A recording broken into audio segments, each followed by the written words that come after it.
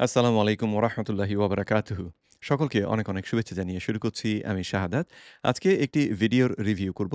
এই ভিডিওটি রিভিউ করার জন্যে আমার যে যোগ্যতা সেটি খুব গুরুত্বপূর্ণ এবং সেজন্য আমি আপনাদেরকে অনুরোধ করব আমার সার্টিফিকেটের কপি যেটা আমি স্ক্রিনে দিয়ে রেখেছি সেটা আরেকবার একটু মনোযোগ দিয়ে দেখবেন। এখানে দেখা যাচ্ছে যে আমি Mohammad Shahadat Hossain American nutrition association থেকে অ্যাডভান্সড কিটোজেনিক নিউট্রিশন নামের একটি প্রশিক্ষণ সম্পন্ন করেছি।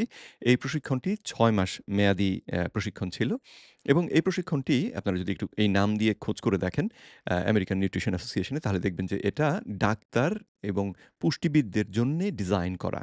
তো আমার ব্যাকগ্রাউন্ড কম্পিউটার সায়েন্সে কিন্তু আ এই বিষয়ে যেহেতু আমার ইন্টারমিডিয়েট পর্যন্ত আমি বায়োলজি পড়েছি, তো সে কারণে এই আ কোর্সটি আমি করতে সমর্থ হয়েছি এবং এই কোর্স সম্পন্ন করে আপনাদের সামনে কথা বলছি। বাংলাদেশে এই কোর্সটি আর কেউ করেছেন বলে আমার জানা নেই। ইউকেতে আমার পরিচিত আরেকজনকেই আমি এই কোর্সটি করতে উদ্বুদ্ধ করেছিলাম এবং তিনি একজন ডাক্তার। তো কিন্তু তিনি ইউকেতে রয়েছেন। তো সেজন্য তার কথা বাদ দিলে বাংলাদেশে আর কেউ এই কোর্সটি করেছেন বলে আমার জানা নেই। তো সেই বিচারে কিটোজেনিক ডায়েট সম্পর্কে আসলে প্রাতিষ্ঠানিকভাবে আমি একমাত্র ব্যক্তি যে প্রশিক্ষিত এবং কিটোজেনিক ডায়েট সম্পর্কে বিস্তারিত তথ্য যদি কেউ জানতে চান এটা ভালো কি খারাপ এটা কি, কি সতর্কতা অবলম্বন করতে হবে, কি, কি কি করা যাবে, কি করা যাবে না এই সমস্ত বিষয় যদি জানতে চান তাহলে আম আমি হচ্ছি আম সেই ব্যক্তি যার সঙ্গে আপনাদের কথা বলা উচিত। অন্য কারো সঙ্গে এই বিষয়ে কথা বললে সঠিক তথ্য পাবেন তার সম্ভাবনা কম। আমাদের দেশে একটি প্রবণতা রয়েছে যে ডাক্তার কেউ হলেই আমরা ধরে নেই যে এই ডাক্তার বোধহয় আমাদের স্বাস্থ্যের জন্যে আ কি খেলে উপকার হবে, কি খেলে ক্ষতি হবে এই সমস্ত কিছু উনার নখদর্পণে রয়েছে।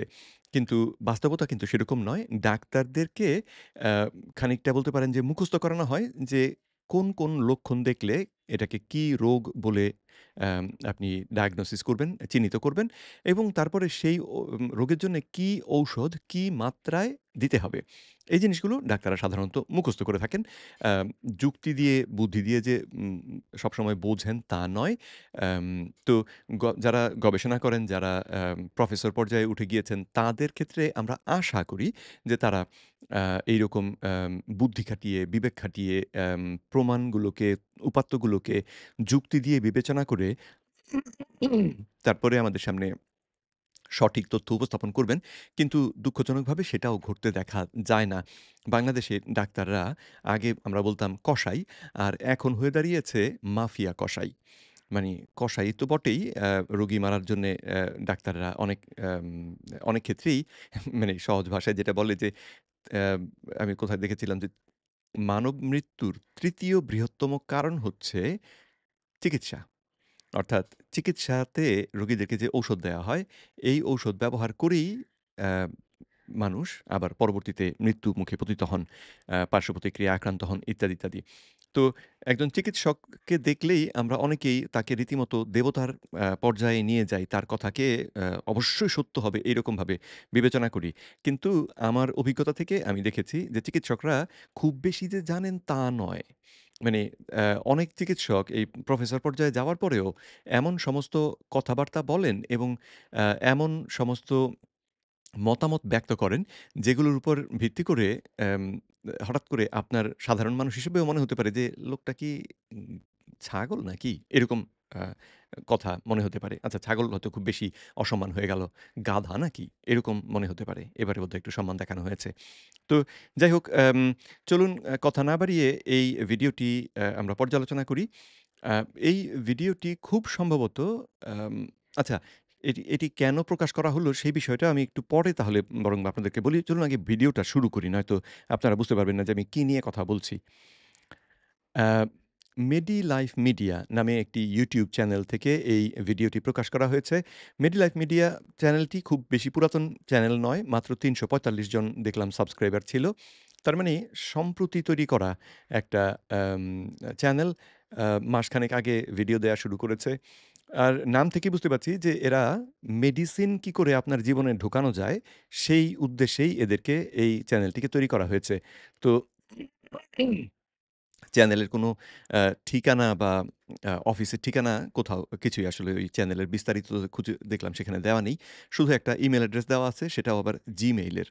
সুতরাং সেটা আসলে ঠিক মানে যে কেউ একটা ইমেইল অ্যাকাউন্ট তৈরি করে এই কাজটি করতে পারে। তো এরা ভিডিওটি প্রকাশ করেছে কিটো ডায়েট সুস্থতা নাকি মৃত্যু ফাঁদ? কোয়েশ্চেন মার্ক এটা ছিল এটার শিরোনামের বাংলা অংশ।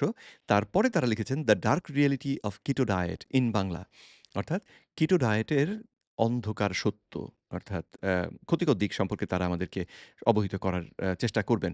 এখানে কথা বলতে এসছেন আম যেই ভদ্রলোককে দেখতে পাচ্ছেন, আম নিজে তিনি একজন আ অধ্যাপক হিসেবে দাবি করছেন। কিন্তু আপনারা জানেন আমি এই জাতীয় অধ্যাপকদের আসলে অপদার্থ বলি এবং অ্যাম আমার আ এই অপদার্থ যে এ এদেরকে বলা সেটা আসলে যৌক্তিক। যার যুক্তি আমি আগে দেখিয়েছি, আজকেও কিছু দেখাবো আশা করি। যাই হোক, তো আম অতি অ্যাম মানে একদম নতুন একটা চ্যানেল খুব সম্ভবত জনপ্রিয়তা বাড়ানোর জন্যে, সাবস্ক্রাইবার বাড়ানোর জন্যেই আ এইরকম ভিডিও নিয়ে এসেছেন। আরেকটা কারণ যে কারণে এই ভিডিওটি এসে থাকতে পারে সেটি হচ্ছে সম্প্রতি প্রফেসর এসএমজি কিবরিয়া যিনি আম আ লেক ভিউ ক্লিনিকে গুলশানে তিনি বসেন। অত্যন্ত নামকরা একজন প্রফেসর। তিনি ইউকেতে প্রফেসর হিসেবে সেখানে আ পরীক্ষার যে আ ডাক্তাররা যে পরীক্ষা দেয়, সেই পরীক্ষার প্রশ্নপত্র তৈরি করা এবং সেই প্রশ্নের জবাব তারা ঠিক মতন দিল কিনা, পরীক্ষক হিসেবে সেখানে তিনি কাজ করেন। মাঝে, মাঝেই বছরে কয়েকবারই আমি দেখি উনি ইউকেতে গিয়ে আ আ ঘুরে আসেন। তো সে ভদ্রলোক গত কদিন আগে ৮ তারিখে ইনফেক্ট ৮ই ফেব্রুয়ারি আম সারা উনার অনুসারী যারা আছেন তাদেরকে ২৪ ঘন্টা উপোস করার কথা বলেছিলেন এবং তারই অংশ হিসেবে তিনি কিটোনটা যে অত্যন্ত উপকারী আম একটা জিনিস, মানুষের জন্যে অত্যন্ত উপকারী একটা জিনিস, সে কথাটি সেখানে উল্লেখ করেছিলেন। তো তার মানে হচ্ছে ওই ভিডিওটা প্রকাশ হওয়ার পরে, ওই ভিডিওটা মোটামুটি ভাইরাল হয়েছে। তো ওইটা ভাইরাল হওয়ার পরে আম এই মেডলাইফ এর মতন যে সরি মেডিলাইফ এর মতন যে দুষ্কৃতিকারী যারা রয়েছেন, তাদের টনক নড়েছে যে কিটো ডায়েট নিয়ে কেউ একজন ভালো কথা বলছে। এটা তো হয় না। সুতরাং এক্ষুনি কিটো ডায়েট নিয়ে কিছু উল্টোপাল্টা কথা দিয়ে আম একটা ভিডিও প্রকাশ করতে হবে এবং সেজন্যে তারা ধরেছেন একজন অপদার্থকে। যাই হোক, চলুন আমরা আম ভিডিওটা দেখতে শুরু করি এবং তারপরে এর ভিতরে এর রহস্য সম্পর্কে আরো একটু কিছু তথ্য আপনাদের সামনে আসবে ইনশাআল্লাহ। তো শুরু করছি। কিটো ডায়েট কি? ওজন কিন্তু কমবেই, কিন্তু এটি কিন্তু কমছে আয়ের বিনিময়ে। ডায়েট মোটেও ভালো নয়। ওজন কমানোর জন্য এই চটকদার কোনো পদ্ধতিতে যাওয়া কিন্তু এটা মৃত্যুকে আলিঙ্গন করারই শামিল। খুব মানে ভয়ংকর শিরোনাম, তাই না? আর উনার কথা তো শুনলেনই। সর্বনাশা কথা। কিটো ডায়েট করলে মানে আমি যে এই গত আ কত ২০১৮ সালের পর থেকে সীমিত শর্করা, কিটো এবং কার্নিভোর ৩ রকমের প্র্যাকটিস করেছি। কিন্তু আমি ওই সীমিত শর্করা ধারণাতেই আছি। অর্থাৎ পুরোপুরি কিটো নই, কিন্তু কিটোর কাছাকাছি সবসময় থাকি। তো আমার এতদিনে আসলে মরে যাবার কথা ছিল। আমি যে কেন এখনো মরলাম না, সেটা একটা রহস্য আসলে। তো যাই হোক চলুন একটু আগাই। আ এইবারে বুঝতে পেরেছি। এবারে আশা করি আপনারাও বুঝতে পারবেন। ইনসেপ্টা ফার্মাসিউটিক্যাল লিমিটেড এই ভিডিওটির নির্মাণের খরচ দিয়েছেন। অর্থাৎ এই ভিডিওতে কথা বলার জন্যে যে ডাক্তার যাকে দেখলেন অপদার্থটা, তাকে যে পয়সা দেওয়া দিতে হয়েছে সেই পয়সাটা ইনসেপ্টা ফার্মাসিউটিক্যাল দিয়েছে। তো ইনসেপ্টা ফার্মাসিউটিক্যাল একটা ভিডিওর পেছনে পয়সা ঢালবে কেন? মানে রোগী যদি সুস্থ হয়ে যায় তাহলে ঔষধ বিক্রি কম হবে। ঔষধ বিক্রি কম হলে সেটা কি ফার্মাসিউটিক্যাল কোম্পানিটার জন্য উপকারী হবে? না, না। ঔষধ বিক্রি বাড়লে বরং এদের উপকার, এদের ব্যবসা বাড়বে, তাই না? তো তাহলে অ্যাম এই ভিডিওতে অ্যা মানে প্রাকৃতিক উপায়ে ঔষধ ছাড়া আপনি যদি সুস্থ হয়ে যেতে পারেন বা সুস্থ হয়ে যাওয়ার সম্ভাবনার উল্টো কথাই বলা হবে, এটা আমি এখন নিশ্চিত বুঝতে পারছি। সুতরাং আশা করি আপনারাও বুঝতে পেরে থাকবেন যে অ্যাম এই ভিডিওতে আমরা কি তাহলে শুনবো। মজার ব্যাপার হচ্ছে ইনসেপ্টা ফার্মাসিউটিক্যাল লিমিটেড কিন্তু আমাকে ডাকলো না।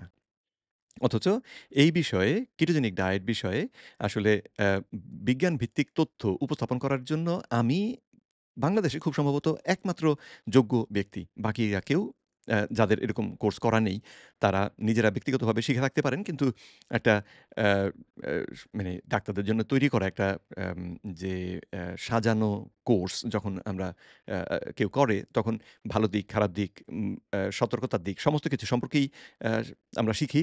আর ব্যক্তিগতভাবে শিখলে সবাই এই সব দিকগুলো সম্পর্কে শিখেছেন, সেই নিশ্চয়তা দেওয়া যায় না। তো ব্যক্তিগতভাবে অনেকেই হয়তো শিখে থাকতে পারেন, কিন্তু আ প্রাতিষ্ঠানিক শিক্ষা থাকার কারণে আমি আসলে কিটোজেনিক ডায়েট নিয়ে কথা বলতে সবথেকে যোগ্য ব্যক্তি বাংলাদেশে। কিন্তু এরা কিন্তু আমার সঙ্গে কথা বলেননি। কারণ আমার সঙ্গে কথা বললে আমি যে তথ্য আপনাদের দেই, সেই তথ্যে আপনারা ঔষধ খাওয়া কমাবেন। আপনারা সুস্থ হয়ে যাবেন। আর সেটা ইনসেপ্টার জন্যে উপকারী নয়। চলুন কথাগুলো শুনি। আমি ডাক্তার শাহজাদা সেলিম, সহযোগী অধ্যাপক হিসেবে কর্মরত আছি বঙ্গবন্ধু শেখ মুজিব মেডিকেল বিশ্ববিদ্যালয়ের এন্ডোক্রাইনোলজি বিভাগে। লজ্জার ব্যাপার মানে বাংলাদেশের এরকম পিজি হাসপাতালের মতন এমন একটা অ্যা স্বনামধন্য প্রতিষ্ঠানে এন্ডোক্রিনোলজিস্ট হিসেবে সহযোগী অধ্যাপক এই লোক। মানে পিজি হাসপাতালটাও তাহলে গরু ছাগল দিয়ে ভরা। ডাক্তার হিসেবে যারা কাজ করছে। ইয়া মাবুদ! মেডিলাইফ মিডিয়ার সকল দর্শক শ্রোতাকে স্বাগত জানাচ্ছি। সাম্প্রতিক বছরগুলোতে আপনারা হয়তো অনেকেই দেখেছেন, কেউ কেউ হয়তো নিজেদের আত্মীয়-স্বজন, বন্ধু-বান্ধবদের অভিজ্ঞতা বা নিজের অভিজ্ঞতাও আছে হয়তো কিটো ডায়েট নিয়ে। কিটো ডায়েট কিটো ডায়েট নিয়ে সাম্প্রতিক বছরগুলোতে তাহলে উনি নিজেই স্বীকার করছেন যে এই কিটো ডায়েটের ধারণাটি সাম্প্রতিক একাধিক বছর ধরে চলছে। তো যেটা অন্যদিকে প্রমাণ করে যে মাফ করবেন, যে কিটো ডায়েটটা আসলে কোনো ফ্যাড ডায়েট নয়। এটা এলো, চলে গেল, ৬ মাসের জন্য লোকে ট্রাই করে তারপরে ছেড়ে দেয়। এটা সেরকম জিনিস নয়। এটা রয়েছে। বছরের পর বছর ধরে রয়েছে। সুতরাং এটার মধ্যে গুরুত্বপূর্ণ কিছু আছে। আচ্ছা, কিটো ডায়েট কি? চলুন দেখি উনি এটাকে কিভাবে আমাদের বোঝান। কি আগে সেটি বলে নেই। সাধারণত একজন মানুষের যাদের ডায়াবেটিস নেই, তাদের শরীরের প্রতিদিনের যে চাহিদা তা পূরণ করার জন্য শর্করা জাতীয় খাদ্য থেকে ৪০% বেশি ক্যালোরি আসবে। ২০ থেকে ৩০% ক্যালোরি আসবে প্রোটিন জাতীয় খাবার থেকে, ৩০% কম আসবে চর্বি জাতীয় খাবার থেকে। একজন অ্যা অ অধ্যাপক বলতেও কষ্ট হয়। তো একজন অধ্যাপক হিসেবে একটা তথ্য মানুষের সামনে উপস্থাপন করলে সেই তথ্যটা কোত্থেকে পাওয়া গেল, কোন গবেষণা থেকে পেয়েছেন সেটা উল্লেখ করা জরুরি। তো এই যে আপনার বললেন যে একজন সুস্থ যার ডায়াবেটিস নেই এরকম একজন মানুষের ৪০% ৩০% ইত্যাদি, ইত্যাদি যে সংখ্যাগুলো বললেন, এইটা খেতেই হবে এই কথাটা কোন গবেষণা থেকে পেয়েছেন? যদি বলেন যে আমেরিকার তারা তো এটা করে, সেটা গ্রহণযোগ্য না। আমেরিকা কি করল সেটা তো আমার মাথা ব্যাথা না। আমার মাথা ব্যাথা হচ্ছে আপনি যে তথ্যটা দিলেন সেই তথ্যটা আসলে বিজ্ঞান ভিত্তিক কিনা, কোনো গবেষণা থেকে পাওয়া গিয়েছে কিনা। আর যদি সেটা গবেষণা থেকে পাওয়া না গিয়ে থাকে তাহলে আপনি সে কথাটাকে এইভাবে সাধারণ মানুষের সামনে উপস্থাপন করলে প্রমাণিত হয় আপনি একটা ছাগল। কোনো কারণে যদি এই কার্বোহাইড্রেট বা শর্করা জাতীয় খাবারকে কমিয়ে ফেলা হয় এবং প্রোটিন জাতীয় খাবারকে বাড়িয়ে দেওয়া হয়, তখন কিন্তু ক্রমশ এটি কিটো ডায়েটের দিকে যাবে। কথাতেই বুঝতে পারছি যে কিটোজেনিক ডায়েটটা আসলে কি উনি বোঝেন না। কারণ ক্রমান্বয়ে যদি এটা কমিয়ে ফেলা হয়, ক্রমান্বয়ে যদি এটা বাড়িয়ে ফেলা হয় এগুলো হচ্ছে বাজে কথা। কিটোজেনিক ডায়েটের একটা সুনির্দিষ্ট সংজ্ঞা রয়েছে। সেখানে শর্করা, আমিষ এবং চর্বি কি মাত্রায় খেতে হবে এবং কেন সেটা মানুষের জন্য উপকারী, এই সমস্ত বিষয়গুলো নিয়ে বিস্তারিত আলোচনা হয়েছে, অনেক গবেষণা হয়েছে। তো উনার কথাতে বুঝতে পারছি সে সম্পর্কে উনার পরিষ্কার কোনো ধারণা নেই। কিন্তু কিটো ডায়েট বলতে সরাসরি যদি ডেফিনেশন বলি, সেটা হবে এখানে শর্করা জাতীয় খাদ্য থেকে ক্যালোরি আসছে ৫% কম। এটি কিন্তু ভয়ানকতম একটি সংখ্যা। কারণ মাফ করবেন, গলায় ব্যাঙ ঢুকে গিয়েছে।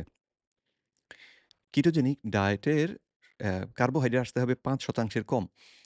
কিটোজেনিক ডায়েটের সংজ্ঞায় আপনি এই কথাটা পাবেন না। কিটোজেনিক ডায়েটের সংজ্ঞাটা হচ্ছে দেহটাকে এমন একটা অবস্থায় নিয়ে যাওয়া যাতে করে দেহের মধ্যে কিটোন উৎপাদন হয়। কিটোন উৎপাদন কখন হয়? যখন আমাদের দেহ চর্বি ভাঙিয়ে তার শক্তি উৎপাদন করে। দেহের ভিতরে জমে থাকা যে চর্বি এবং খাদ্যের সঙ্গে গ্রহণ করা যে চর্বি, এগুলোকে ভেঙে যখন দেহ শক্তি উৎপাদন করে তখন আমাদের কলিজা কিটোন নামে কতগুলো জিনিস তৈরি করে যেগুলো মানুষের জন্যে অত্যন্ত উপকারী। জেনে অবাক হবেন যে একটা শিশু যখন মাতৃগর্ভে থাকে এবং যখন ভূমিষ্ঠ হয় তখন তার দেহটা প্রধানত কিটোন দিয়ে পরিচালিত হয়। তার শক্তির যত চাহিদা প্রধানত এই কিটোন দ্বারা হয় মেটে। মায়ের বুকের দুধ খেলে তার বুকের দুধে যেহেতু ল্যাকটোজ রয়েছে, যেহেতু শর্করা রয়েছে, সে কারণে তার কিটোজেনেসিস কিছুক্ষণের জন্যে ১ ঘন্টা, সোয়া ঘন্টা এরকমের জন্যে বন্ধ থাকে। এরপরে আবার কিটোজেনেসিস শুরু হয়ে যায়। মস্তিষ্কর কাজের জন্যে এটা বৈজ্ঞানিক গবেষণায় দেখা গিয়েছে যে রক্তে স্বাভাবিক অবস্থায় যতটুকু চিনি থাকে অ্যা সেই মাত্রার অর্ধেক পরিমাণ যদি কিটোনও রক্তে থাকে আমাদের, তাহলে মস্তিষ্ক চিনি ফেলে এই কিটোনকে তার ৭০% এরও বেশি কাজ করার জন্যে কিটোনকে ব্যবহার করে। যেখান থেকে বিজ্ঞানীরা বলেছেন যে কিটোন তাহলে প্রমাণ হচ্ছে যে মস্তিষ্কের প্রিয় খাবার, প্রিয় জ্বালানি।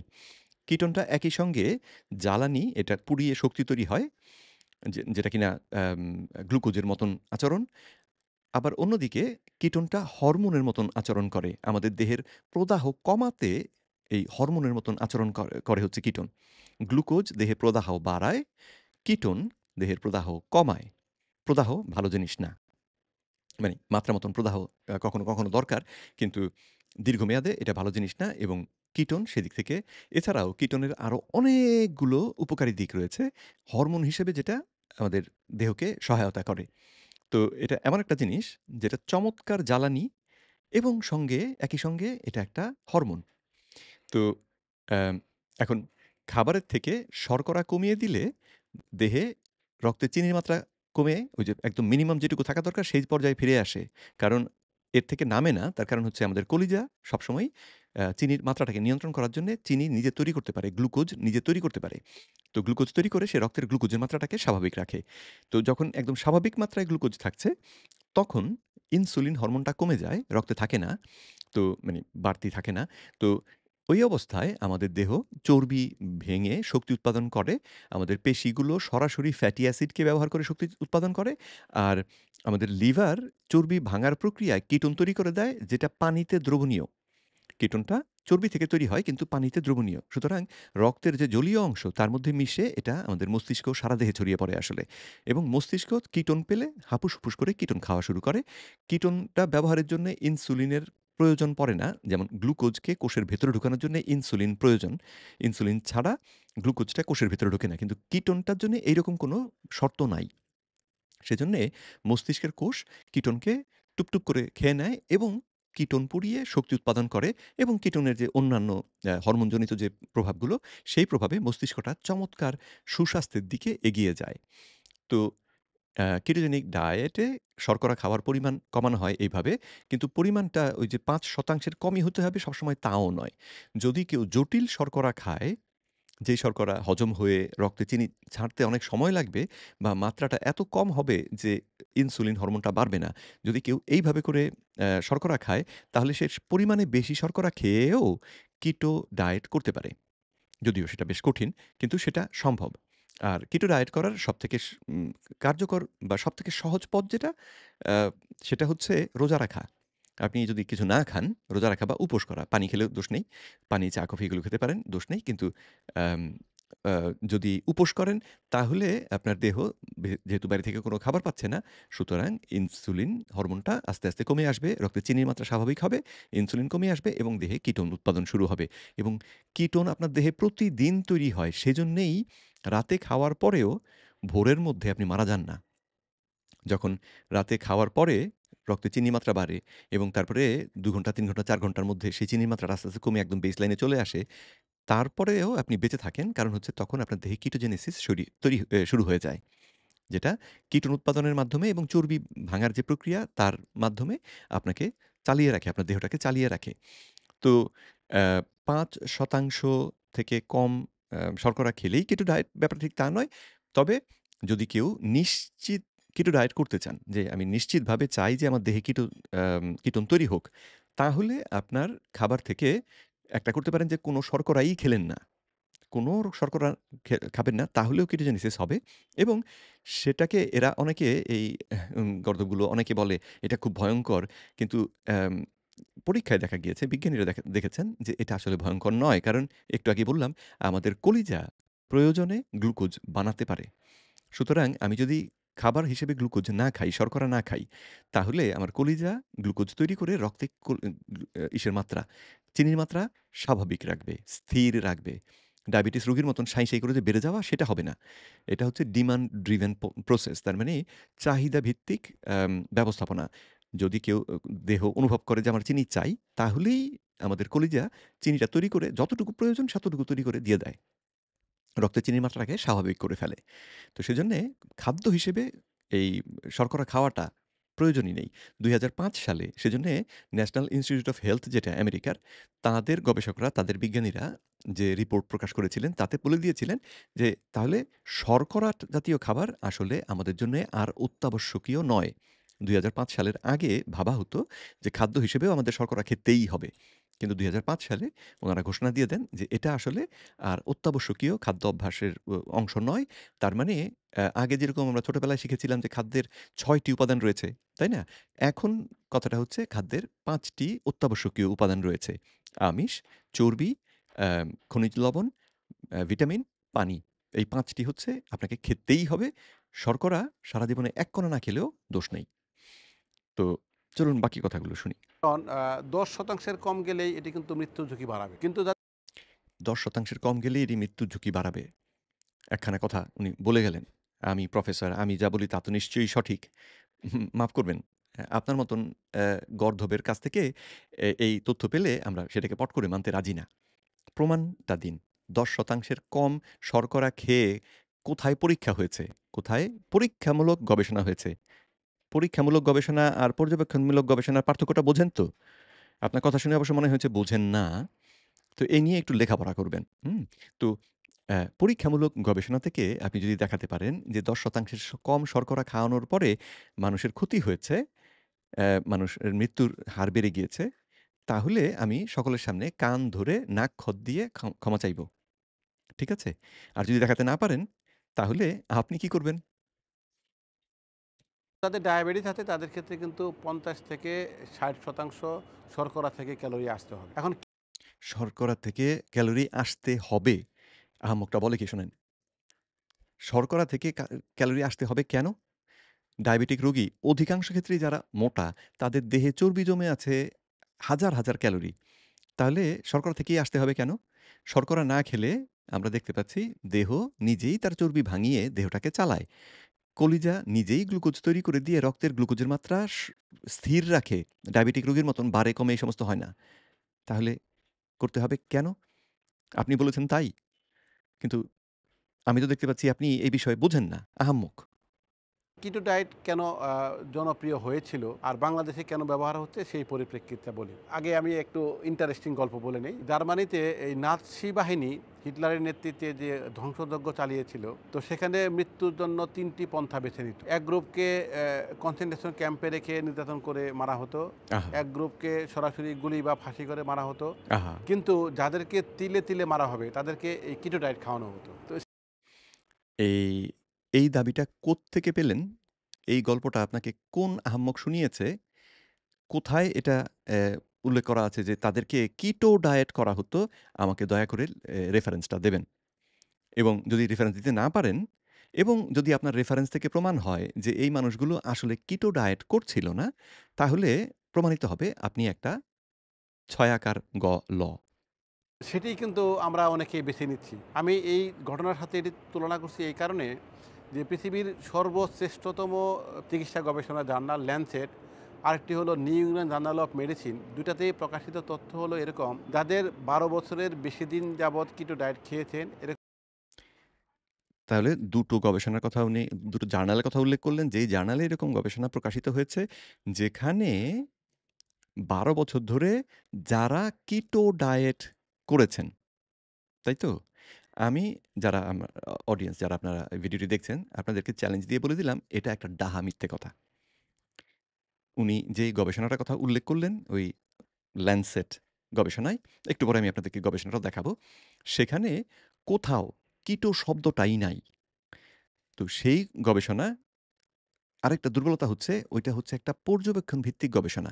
সেখানে যাদেরকে নিয়ে গবেষণাটি করা হয়, তাদেরকে গবেষকরা কোনোদিন বলেননি তারা কি করবেন বা কি করবেন না। তাদেরকে জিজ্ঞেস করেছেন, "আপনি কি করেন?" তারা যে জবাব দিয়েছে সেই জবাবটাকে লিখে নিয়ে তারপরে গবেষকরা গাণিতিকভাবে ব্যাখ্যা করে বোঝার চেষ্টা করেছেন যে কোনো খাবারের সঙ্গে কোনো অ্যা অ্যা অসুখ-বিসুখের কোনো সম্পর্ক আছে কিনা। গবেষকরা ওই গবেষণাটিতে অনুমান করার চেষ্টা করেছেন যে কোনো খাদ্যের সঙ্গে, কোনো খাদ্য অভ্যাসের সঙ্গে, কোনো খাদ্য উপাদানের সঙ্গে অসুখ-বিসুখ, মৃত্যু এগুলোর কোনো সম্পর্ক পাওয়া যায় কিনা। এটা উনারা অনুমান করেছেন। এটা প্রমাণিত কিন্তু নয়। উনি যে গবেষণাগুলোর কথা বলছেন, সেটাতে কিন্তু কোনো প্রমাণ এরা কোনোদিন করতে পারে না। এই গবেষণাগুলোর সমস্যাই এটা যে এই গবেষণাগুলো হচ্ছে hypothesis generating study।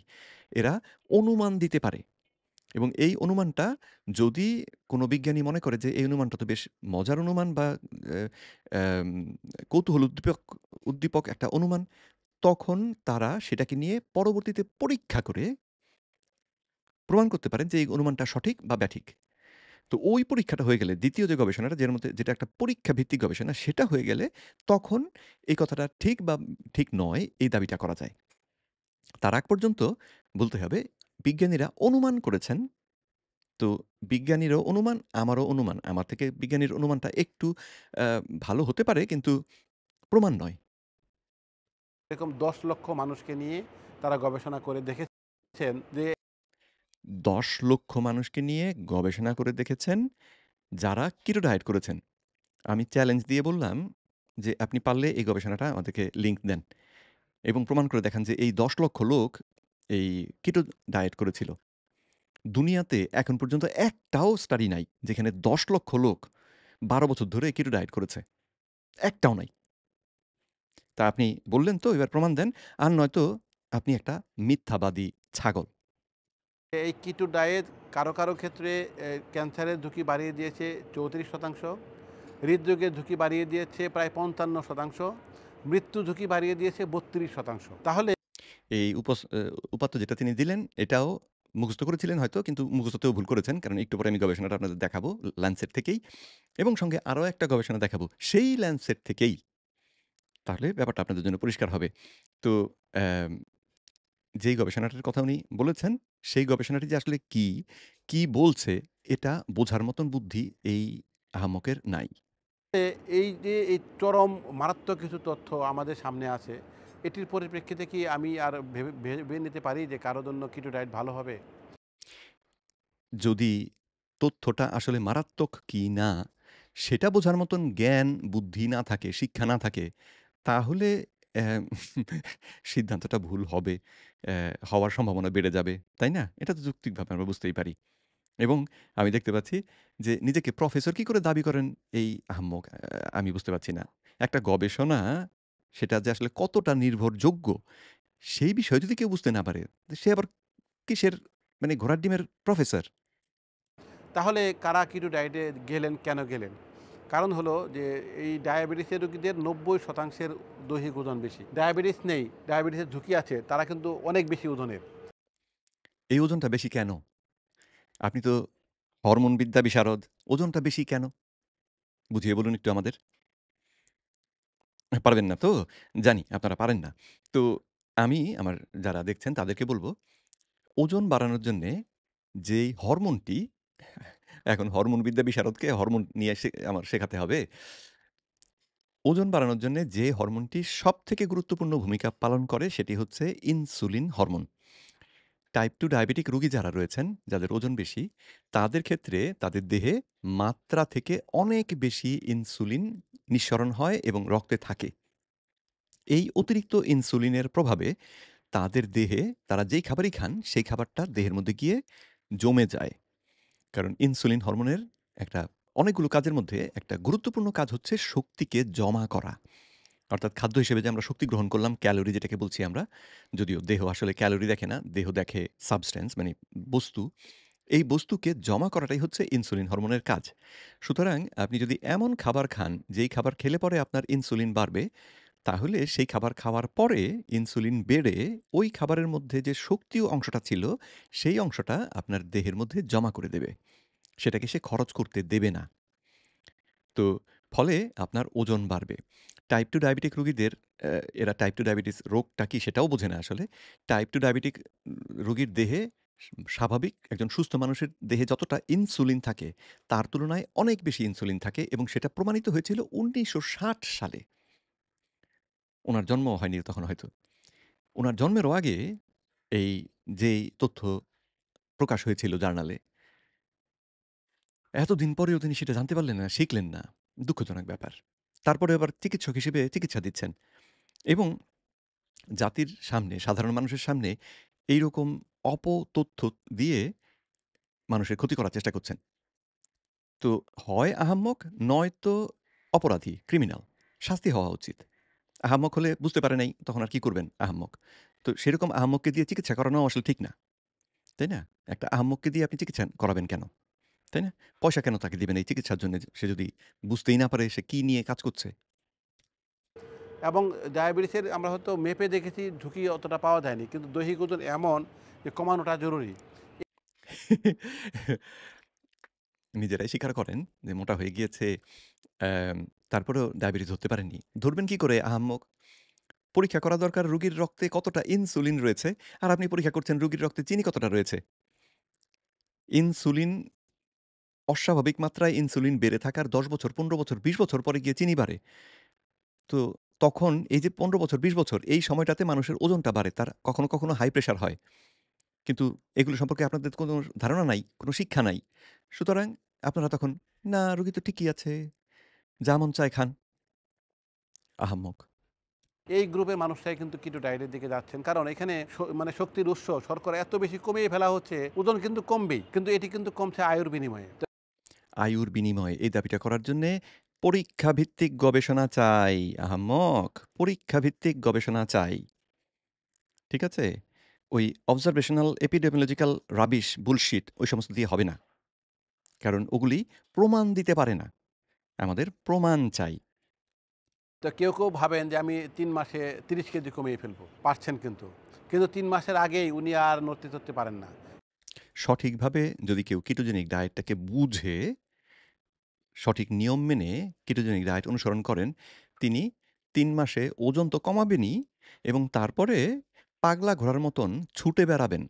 যেই মানুষটা ছিল অলস, বসে থাকতো সারাদিন, শুয়ে থাকতো সারাদিন, সেই মানুষটা তখন পাগলা ঘোড়ার মতন তিরিং-বিরিং করে ছুটে বেড়াবে চারিদিকে এবং কাজকর্ম করবে। সারাদিন কাজ করে রাতের বেলায় ঘুমোবে একেবারে টপ কোয়ালিটির ঘুম। এমন সুনিদ্রা উনিও ঘুমান না। তো আবার সকাল হবে, এই মানুষটা আবার টগবগ করবে শক্তিতে। যদি সঠিকভাবে কেটোজেনিক ডায়েট কেউ অনুসরণ করে। আর যদি সঠিকভাবে না করে, তাহলে তো অনেক কিছুই হতে পারে এবং সেক্ষেত্রে সেটা তো কেটোজেনিক ডায়েটও নয় আসলে। সঠিকভাবে যদি আপনি ডায়েট না করেন, তাহলে সেটা তো কেটোজেনিক ডায়েট নয়। তাহলে আপনার যা মন চাইল তাই আপনি করলেন, তারপরে কেটোজেনিক ডায়েটের দোষ দেবেন তা তো হয় না। তাই না? এদের মধ্যে আমাদের একটি অভিজ্ঞতার কথা বলি। বাংলাদেশের একটি বিখ্যাত হাসপাতালের আইসিইউতে একই সাথে ৬ জন ভর্তি হইলেন, যারা অন্য ওষুধ বন্ধ করে কিটো ডায়েটের শরণাপন্ন হয়েছিলেন। এবং এখানে বোঝা গেল যে এই লোকগুলো কেটোজেনিক ডায়েট সম্পর্কে না জেনে ঝাঁপিয়ে পড়েছিল। যদি উনার দাবি সত্য হয়েও থাকে।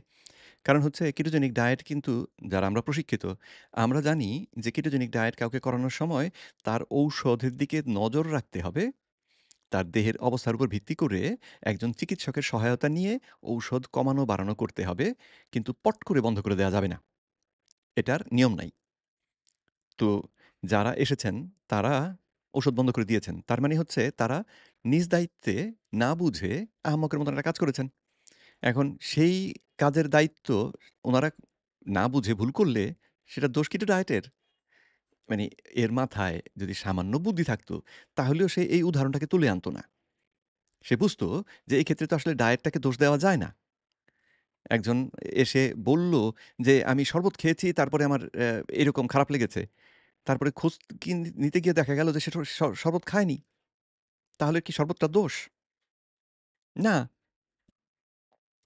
অবস্থা এতই খারাপ যে ওনাকে আইসিইউতে নিতে হয়েছে। কিন্তু উনি কিন্তু বুঝতে পারেন, এবং একসময় কিন্তু সবাই ছেড়ে দিচ্ছেন। ১ মাস, ২ মাস, ৩ মাস, ৪ মাস পরে ছেড়ে দিচ্ছেন। কারণ আমি তো ২০১৮ সালে কেটোজেনিক ডায়েট ধরেছি।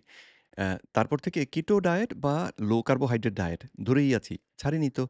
আমার সঙ্গে যারা কথা বলে তারা তো ছাড়েননি। তো আপনার কাছে যায় হচ্ছে সেই সমস্ত আহাম্মক যারা সঠিকভাবে কেটো ডায়েট না বুঝে ঝাঁপিয়ে পড়ে এবং তারপরে মরে।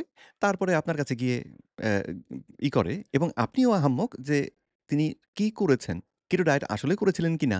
কেটো ডায়েট সম্পর্কে যেহেতু আপনার নিজেরও ধারণা নাই, সুতরাং আপনি বুঝতেই পারেন না যে কি করেছিল। এসে বলে কেটো ডায়েট করেছি, ব্যাস আপনিও লাফাতে শুরু করেন। কেটো ডায়েট করেছিল, কেটো ডায়েট করেছিল। গাধা বলব না ছাগল বলব? ছাগলই বলি।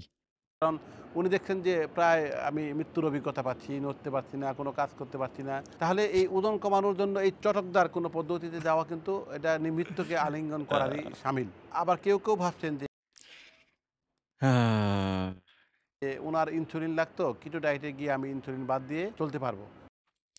কেটোজেনিক ডায়েট যদি কেউ সঠিকভাবে অনুসরণ করেন তাহলে তিনি টাইপ 2 ডায়াবেটিসটাকে সারিয়ে ফেলতে পারবেন। ইনসুলিন বাদ দেয়া তো দেবেনই। ইনসুলিনের কথাই শুধু বলছি না। ইনসুলিন তো বাদ যাবেই। সঙ্গে আপনি অন্য যে ওষুধগুলো খাচ্ছেন সেগুলোও কমে আসবে বা যারা নতুন ডায়াবেটিক রোগী বা ডায়াবেটিক মানে ৩০ বছর ধরে ডায়াবেটিক রোগী নন, এরকম মানে দীর্ঘদিন ধরে যাদের ডায়াবেটিস নেই, তাদের ক্ষেত্রে তারা একেবারেই কোনো ঔষধ ছাড়া শুধু কিটো ডায়েট ব্যবহার করলে সুস্থ থাকতে পারবেন বাকি জীবন এবং আপনাদের জীবন আয়ু দীর্ঘায়ু হবেন আপনারা। শুধুমাত্র ইনসুলিন বন্ধ করা না। অন্য ঔষধও বন্ধ হয়ে যাবে। যদি আপনি সঠিকভাবে কেটোজেনিক ডায়েট করেন, আপনার টাইপ 2 ডায়াবেটিস থাকবে না। থাকবে না এই অর্থে যে আপনি যদি কিটো ডায়েটটা ধরে থাকেন সঠিকভাবে, তাহলে আপনাকে কোনো ঔষধ দিয়ে রক্তের চিনির মাত্রা বাড়াতে কমাতে হবে না। নিয়ন্ত্রণ করতে হবে না। কিটো ডায়েটে আমরা বাইরে থেকে শর্করা খাই না। অতি সামান্য মাত্রায় খাই। ফলে অতিরিক্ত শর্করা গিয়ে রক্তের চিনির মাত্রা বাড়ানোর ঘটনাটাই ঘটে না। তো ৩ মাস যদি আপনার রক্তের চিনির মাত্রা স্বাভাবিক থাকে, স্থির থাকে, ওঠানামাটা যদি না থাকে, HbA1c যদি ওই 5.6 এ নেমে চলে আসে, তাহলে আপনার ডায়াবেটিস নাই।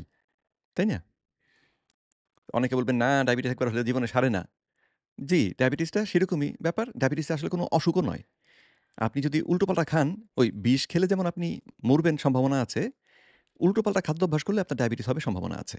খাদ্যাভ্যাস ঠিক করে ফেললে আবার আপনি উল্টো দিকে ফিরে আসবেন। বিষ খেলে অবশ্য আবার কাজ হয়ে গেলে তখন আর উল্টো দিকে ফেরার পথ নেই। তো ডায়াবেটিসের ক্ষেত্রে খাদ্য অভ্যাসটাই এই অসুখটার কারণ। খাদ্য অভ্যাসটা ঠিক করে ফেললে অসুখটা দেহ থেকে বিদায় হয়। তো হ্যাঁ, আপনার দেহ একেবারে সুস্থ হয়ে গিয়েছে, কোনদিন আর ডায়াবেটিস হবে না তা না। আপনি আবার ওই উল্টোপাল্টা খাওয়া শুরু করেন, আবার ডায়াবেটিস হবে। তো এ তো আহাম্মকিও বোঝে। আগুনে হাত দিলে হাত পুড়বে, হাত গরম লাগে। আমি আগুনে হাত দিয়ে হাতটা ফিরিয়ে আনলাম। তারপরে হাত খানিকটা পুড়ল। তারপরে বললাম, "দেখো হাত তো পুড়েছে, জীবনে আর এটা ভালো হবে না।" তা আগুনে হাত দিলে আবার পুড়ে যায়। তা আগুনে হাত দিলে তো হাত পুড়বেই। আহাম্মক। উনি কিন্তু কিছুদিন পারবেন। কিন্তু এরপরে উনাকে কিন্তু আবারও অজ্ঞান অবস্থায় অথবা আইসিইউতে নিতে হয়েছে। সেই অবস্থাতে গিয়ে কিটো ডায়েট বন্ধ করতে হচ্ছে। বাংলাদেশে আমরা বহু রোগী পাচ্ছি এরকম। বাংলাদেশে ওই আহাম্মক টাইপের লোকজন দিয়ে আসলে ঠাসা। অনেকেই আ যার কাছ থেকে শোনেন তার কথাই বিশ্বাস করেন। যার কথা শুনতে ভালো লাগে তার কথা শুনেই ঝাঁপিয়ে পড়েন। আ যেমন এই যে বেশ কয়েকজনকে দেখেছি। নাম উল্লেখ করব না আবার শত্রুতা শুরু হবে। কিন্তু অ্যাম কিটো ডায়েটটা আসলে যিনি এই বিষয়ে লেখাপড়া করেছেন, আসলে যিনি প্রশিক্ষণ নিয়েছেন তার কাছ থেকে শিখুন। আমার কাছ থেকে শিখুন। আমি তো আপনাদেরকে বিনা পয়সাতেই শিখাই। আমি তো পয়সাও চাচ্ছি না। তাই না?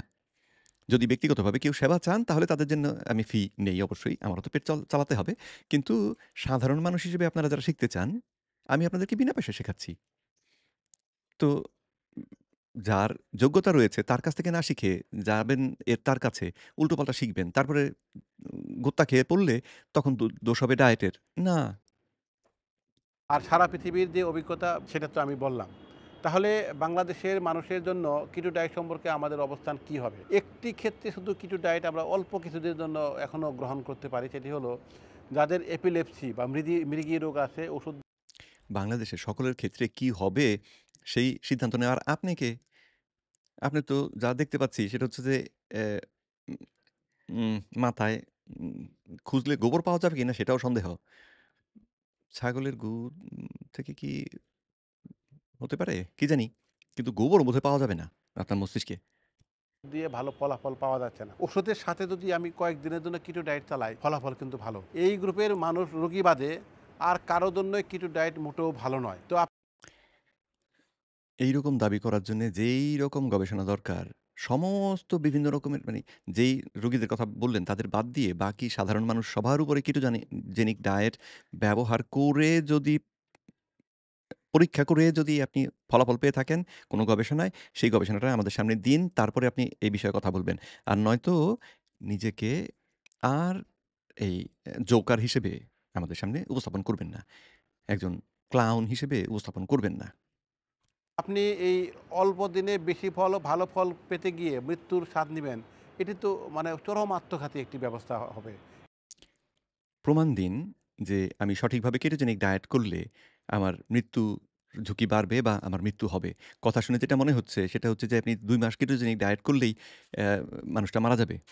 প্রমাণ দিন তাহলে কয়জন যথাযথভাবে নিয়মমাফিক কেটোজেনিক ডায়েট করে মরেছে?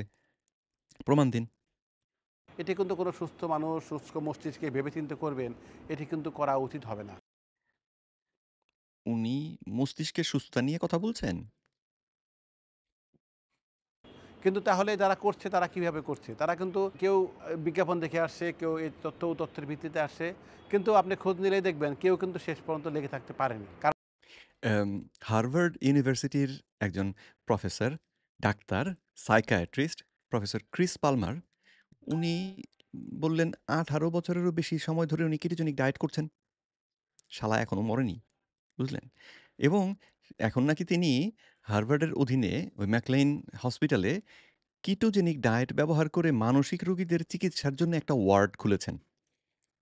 সেখানে মানসিক রোগীরা এলে ১ম এই তাদেরকে কিটোজেনিক ডায়েট দিয়ে চিকিৎসা করা হবে। তারপরে অন্য কিছু। ওইদিকে ক্যান্সারের মৃত্যুর ঝুঁকির কথা বললেন। এই বোস্টন কলেজের প্রফেসর টমাস সিফ্রিড উনি বলছেন যে উনি কিটোজেনিক ডায়েট নিয়ে গবেষণা করছেন প্রায় ৪০ বছর ধরে। উনি বলছেন যে কিটোজেনিক ডায়েট হচ্ছে ক্যান্সার রোগীদের ১ম চিকিৎসা। ক্যান্সার যেখানেই থাকুক, আপনার যেই রকমের ক্যান্সারই হোক, ১ম এই আপনাকে যেটা করতে হবে সেটা হচ্ছে কিটোজেনিক ডায়েট করতে হবে। তার সঙ্গে অন্য জিনিস ব্যবহার করতে হবে এবং ক্যান্সার রোগীর জন্যে উনার রিকমেন্ডেশন হচ্ছে ক্যান্সার সেরে গেলেও বাকি জীবন আপনাকে কিটো ডায়েট করতে হবে। যাতে করে ক্যান্সারটা ফিরে আসতে না পারে। তো ক্যান্সার বিশেষজ্ঞ বলছেন কিটো ডায়েট ভালো, মানসিক রোগের বিশেষজ্ঞ বলছেন কিটো ডায়েট ভালো। ডিউক ইউনিভার্সিটির professor Eric Westman, doctor Eric Westman সেই ১৯৯৮ সাল থেকে কেটোজেনিক ডায়েট নিয়ে গবেষণা করছেন এবং তিনি বেশ কয়েকটা পরীক্ষা ভিত্তিক গবেষণায় দেখিয়েছেন যে কেটোজেনিক ডায়েট ব্যবহার করে টাইপ 2 ডায়াবেটিস সারিয়ে ফেলা যায়, ওজন নিশ্চিতভাবে কমিয়ে ফেলা যায় এবং উনি উনার উপস্থাপনাগুলোতে গ্যারান্টি দিয়ে বলেন যে, "আমার কাছে যদি কেউ ওজন কমানোর জন্যে আসে, তাহলে আমি তাকে কেটোজেনিক ডায়েট যেভাবে করতে বলি, সেটা করলে তার ওজন কমবে গ্যারান্টিড এবং সেটা ক্ষতিকর কোনো ওজন কমা নয়। সেটা নিরাপদ, স্বাস্থ্যকর ওজন কমা।" আর আমাদের ছাগল। কারণ যাদের এক গ্রুপ মৃত্যুবরণ করবেন, আরেক গ্রুপ তার আগেই নিজের অবস্থা এত খারাপ হবে যে উনি কিন্তু বাধ্য হয়ে এটিকে ত্যাগ করেছেন। আমি তাহলে আবারও সকলকে অনুরোধ করব যে বিজ্ঞান ভিত্তিক গবেষণার যে ফলাফল আমাদের কাছে আছে, উনার কাছে যে কোন বিজ্ঞানটা আছে সেটাই আমি এখন ভাবছি। কারণ একটু পরে আমি আপনাদের সঙ্গে কিছু বিজ্ঞান শেয়ার করব। ভিডিওটা একটু লম্বা হয়ে যাচ্ছে কিন্তু বুঝতেই পারছেন এই রকমের বাজে কথা বলে মানে সারা দেশের স্বাস্থ্যটাকে খারাপ করে দেওয়ার যে চেষ্টা, এই চেষ্টার প্রতিবাদ না করলে, উনাদেরকে এইভাবে করে গালাগাল না করলে, অপমান না করলে জনগণের সঙ্গে অ্যাম বেইমানি করা হবে। সাধারণ মানুষের সঙ্গে বেইমানি করা হবে। বাংলাদেশ ডায়াবেটিক অ্যাসোসিয়েশনকে আমি গালি দেই এই কারণেই। বাংলাদেশ ডায়াবেটিক অ্যাসোসিয়েশন বাংলাদেশে ডায়াবেটিস রোগ যে বাড়ছে, তার পেছনে ১ নম্বর কারণ আমি বিশ্বাস করি হচ্ছে বাংলাদেশ ডায়াবেটিক অ্যাসোসিয়েশনের অপতথ্য। তাদের এই বড় নাম, তারপরে বড়, বড় ডাক্তার, সেই কারণে সবাই এদের কথা বিশ্বাস করে। আর এরা এই সুযোগটা ব্যবহার করে যত রকম রাজ্যের বাজে কথা প্রচার করে সাধারণ মানুষের মধ্যে। ফলে নতুন, নতুন ডায়াবেটিক রোগী তৈরি হয়। আর ডায়াবেটিক রোগী তৈরি হলে তখন ইনসুলিন বিক্রির রাস্তা তৈরি হয়, ঔষধ বিক্রির রাস্তা তৈরি হয় এবং তখন সঙ্গে তারা আবার বলে দেন, একবার কেউ ডায়াবেটিস হলে জীবনে সারে না। যাতে করে রোগী সারানোর কথা যে চেষ্টা করা যেতে পারে, সেই চেষ্টাও না করে। আর দুঃখজনকভাবে ফলাফল যেটা হয়, যে রোগীগুলোকে ইনসুলিন দিয়ে চিকিৎসা করা হচ্ছে টাইপ 2 ডায়াবেটিক, যাদের শরীরে এমনিতেই ইনসুলিন হরমোনটা মাত্রাতিরিক্ত, তারা ক্রমান্বয়ে বিভিন্ন অঙ্গহানির মাধ্যমে যন্ত্রণাময় একটা অকাল মৃত্যুর দিকে এগিয়ে যান। প্রফেসর বেন বিকম্যান, বিংহাম ইয়াং ইউনিভার্সিটির প্রফেসর, যিনি এগুলো নিয়ে গবেষণা করেন, তিনি পরিষ্কার বলে দিয়েছেন যে টাইপ 2 ডায়াবেটিক রোগীকে ইনসুলিন দিয়ে চিকিৎসা করা হচ্ছে। যদিও তার রক্তের চিনির মাত্রা ঠিক থাকবে, কিন্তু রোগীটা তাড়াতাড়ি মরবে। তার ক্যান্সারের ঝুঁকি বাড়বে প্রায় দ্বিগুণ, যদ্দূর মনে পড়ে আমাকে আরেকবার দেখতে হবে। হৃদরোগের ঝুঁকি বাড়ে ৩ গুণ, মানে হৃদরোগের ঝুঁকি শুধু না, হৃদরোগে মৃত্যুর ঝুঁকি বাড়ে ৩ গুণ, আর ক্যান্সারে বাড়ে দ্বিগুণ বা উল্টোটা। ক্যান্সারে ৩ গুণ, হৃদরোগের দ্বিগুণ। এরকম একটা উপাত্ত তিনি দেখিয়েছেন। সাথে আলঝাইমার্স হওয়ার সম্ভাবনা বেড়ে যায় অনেক। তো গবেষকরা গবেষণা করে পাচ্ছেন এক তথ্য, আর উনি এখানে এসেছেন, উনি এগুলো জানেনই না। গবেষণা কি করে খুঁজতে হয়, কিভাবে একটা বিষয় সম্পর্কে শেখার জন্য অ্যা খোঁজাখুঁজি করতে হয়, সেই ধারণাও এই ছাগলটার নেই আসলে। সেটিকে বিবেচনা করে আপনি সিদ্ধান্ত নিবেন। আপনি নিজেও ইন্টারনেটে ভালো, ভালো মেডিকেল জার্নাল ঘাটাঘাটি করে দেখতে পারেন যে কোনটা কতটুকু ভালো। কিন্তু আমি সারাংশটুকু বলে দিলাম। তাহলে কিটো ডায়েট আমাদের শত্রু বা মিত্র, তাহলে আমি কোনভাবে নিব? এটি ভয়ানকতর শত্রু। শুধু একটি ক্ষেত্রে বলেছি, খুব সামান্য কারো, কারো ক্ষেত্রে মৃগরোগীর ক্ষেত্রে লাভ হতে পারে যদি ওষুধ দিয়ে কাজ না হয় সেই ক্ষেত্রে। সেটির ক্ষেত্রে কিন্তু কয়েক সপ্তাহ চালানো হয়, পরে বন্ধ করে দেওয়া হয়। আর কারো জন্য এটিকে আমরা গ্রহণ করতে পারবো সেটি নয়। তাহলে খাবার একটি গুরুত্বপূর্ণ বিষয় সুস্থতার জন্যে, চিকিৎসার জন্য। কিন্তু আপনি কি খাবেন, আপনার জন্য ভালো কোনটা, খারাপ কোনটা, এটি কিন্তু আপনাকে বুঝতে হবে। আর চিকিৎসক আপনাকে সাহায্য করবে। চিকিৎসক যদি এরকম আহাম্মক হয়, তাহলে সাহায্য করবে কি? এবং চিকিৎসক যখন উপদেশ দিয়ে আমাকে এই অসুস্থ করার পথে ঠেলে দিচ্ছে, তখন সেই চিকিৎসকের কথা আমি শুনতে যাব কেন? ইনফ্যাক্ট তাকে চিকিৎসক যে বলছি, আমি সেটা নিয়েই এখন তুলব, এবং আপনারা যারা দেখছেন তাদেরকে অনুরোধ করব যে এই বিষয়ে আইন কি বলে একটু আমাকে, যদি এই বিষয়ে যদি কারো জানা থাকে আমাকে একটু জানাবেন। যে এই রকমের অপতথ্য যারা প্রচার করছেন, তাদের কি, তাদের মেডিকেল লাইসেন্সের বিরুদ্ধে আমি মামলা করতে পারি কিনা? আ বিএমডিসি যেটা আছে সেখানে করব। যদি সেখানে কাজ না হয়, তাহলে কোর্টে যাব। তো এটা আমার জানার জন্যে বলা আরকি। বিএমডিসিতে আমি ইমেইল করেছি।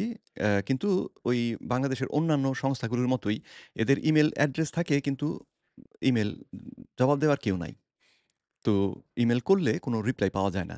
তো অ্যাম হয়তো আমাকে মানে সশরীরে গিয়ে সেখানে প্রতিবাদ করতে হবে। তো আমি উনার মতন অপদার্থ যেগুলো আছে, এগুলোর মেডিকেল লাইসেন্সের বিরুদ্ধে মামলা করব। এটা হচ্ছে আমার পরিকল্পনা। তো দেখি কতদূর কি করা যায়। সকলে সুস্থ থাকবেন, ভালো থাকবেন। তো উনার এখানে যে কথাগুলো তিনি বললেন, উনি এন্ডোক্রিনোলজিস্ট, হরমোনবিদ্যা বিশারদ, কিটো ডায়েটের বিশেষজ্ঞ তিনি নন। সুতরাং কিটো ডায়েট নিয়ে কথা বলার উনার কোনো আসলে যোগ্যতা নেই, অধিকার ছিল না। তারপরেও একটা ভিন্ন জায়গাতে এসে, বা একটা বিষয় সম্পর্কে যেটা সম্পর্কে উনার প্রশিক্ষণ নেই, সেটা সম্পর্কে কতগুলো বাজে কথা বলে গেলেন। এই কথার উপর ভিত্তি করে আপনারা বিভ্রান্ত হবেন না।